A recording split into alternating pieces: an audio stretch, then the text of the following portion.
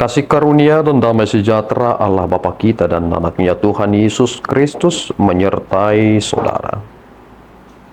Amin.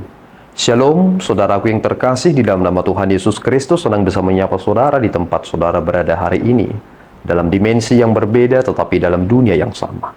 Sebagai insan yang diciptakan untuk Tuhan, sebelum melakukan rangkaian aktivitas kita pada hari ini, marilah kita mengawalinya dengan memuliakan Tuhan lewat pujian kita dan mendengarkan firman Tuhan.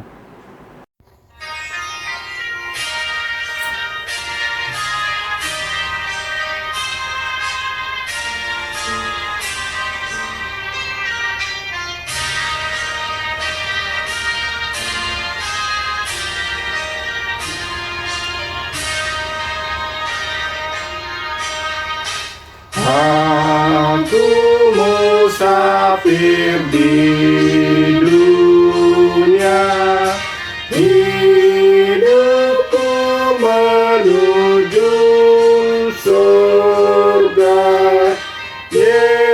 Yerusalem, kota yang indah. Allah membangun kotanya setelah kurbankan anaknya. Ke sana hidupku tujukan. Kapan ku sampai di sana, ke surga kota yang bakal.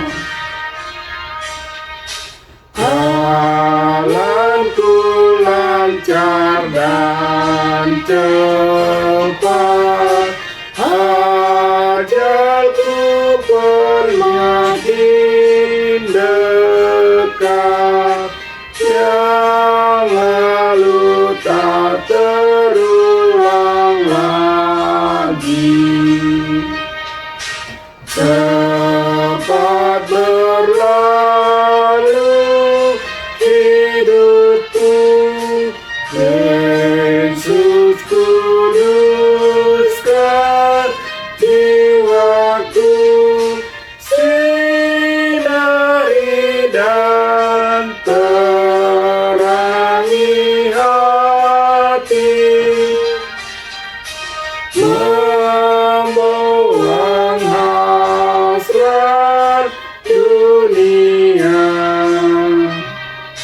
menuju surga yang bakal.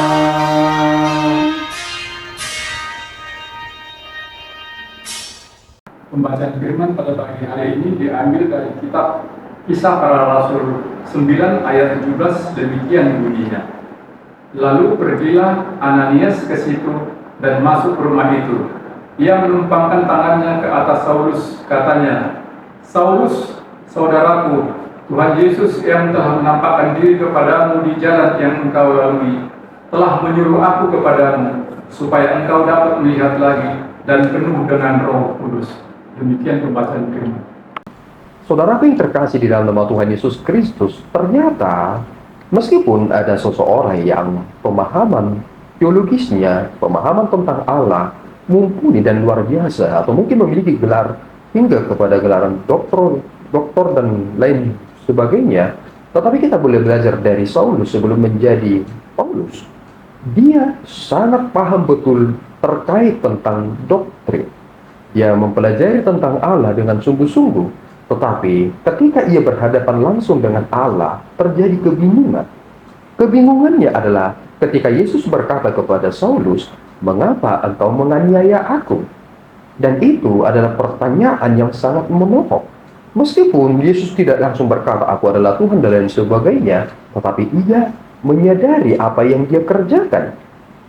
Misinya adalah untuk mencerai-beraikan pengikut Kristus, karena ada kecemburuan dalam dirinya, karena seolah-olah mereka telah melewati batas dengan apa yang ditetapkan sebagaimana yang dia pahami dan pelajari sebelumnya, dan kemudian pada perjumpaannya dengan Kristus, disinilah letak pertobatannya.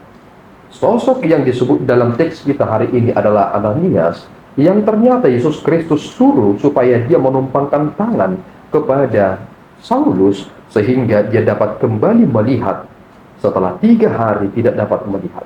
Saudara yang terkasih, inilah perjumpaan dengan Tuhan. Kita perlu bertanya dalam diri kita, kira-kira perjumpaan yang bagaimanakah yang membuktikan bahwa saudara sungguh-sungguh telah bertemu dengan Allah?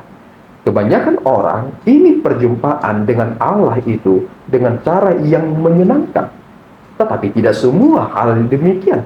Malahan perjumpaan yang sungguh-sungguh nyata antara kita dengan Tuhan adalah ketika kita mengalami penderitaan. Saulus bertemu dengan Yesus Kristus, ada dampaknya. Dia menjadi buta, tidak bisa melihat selama 3 hari. Dia harus menderita, dan kemudian dia tidak makan selama 3 hari. Itu adalah perenungan yang sangat penting baginya terkait tentang misi yang dia lakukan. Tetapi Yesus Kristus ternyata sedang menangkap dia untuk misi yang lebih luas, bahwasanya dia akan mengalami dan merasakan bagaimana penderitaan sebagaimana Kristus telah menderita. Itu mengapa kata-kata Paulus itu sangat luar biasa. Dia berkata bahwa hidup adalah Kristus, mati adalah keuntungan. Mengapa dia bisa mengatakan hal yang demikian? Tentu karena dia beriman sehingga dia mengalami. Kita sering sekali salah kaprah terkait tentang beriman, seolah-olah karena kita mengalami sehingga kita beriman. Padahal iman kita lah yang menjadikan kita sungguh-sungguh mengalami. Karena jika saudara mengalami apa yang saudara alami, apakah saudara langsung berkata, oh ini iman, ini Tuhan, dan lain sebagainya?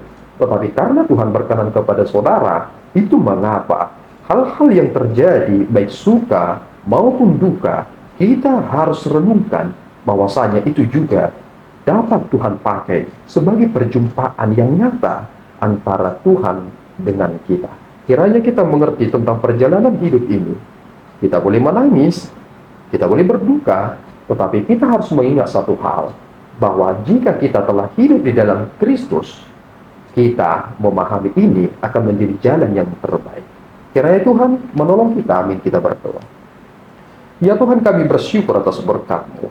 Kami merenungkan apa yang terjadi kepada Saulus sebelum ia menjadi hamba-Mu. Ada kebencian dalam dirinya, tetapi hal itulah yang kemudian diperbaharui dari Saulus, sehingga dia memiliki hati yang penuh belas kasihan, penuh dengan cinta dan kehangatan. Itu hanya karena Kristus. Kami rindu ya Bapa, memiliki hati seperti Paulus, yang sungguh-sungguh memuliakan Allah lewat segala pengorbanan yang ia telah lakukan.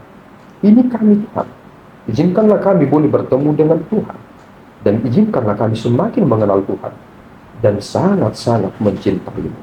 Di dalam Yesus kami telah berdoa dan mengucap syukur. Anugerah Tuhan kita Yesus Kristus, kasih setia Allah Bapa kita, dan persekutuan Roh Kudus menyertai saudara. Amin. Tuhan Yesus memberkati.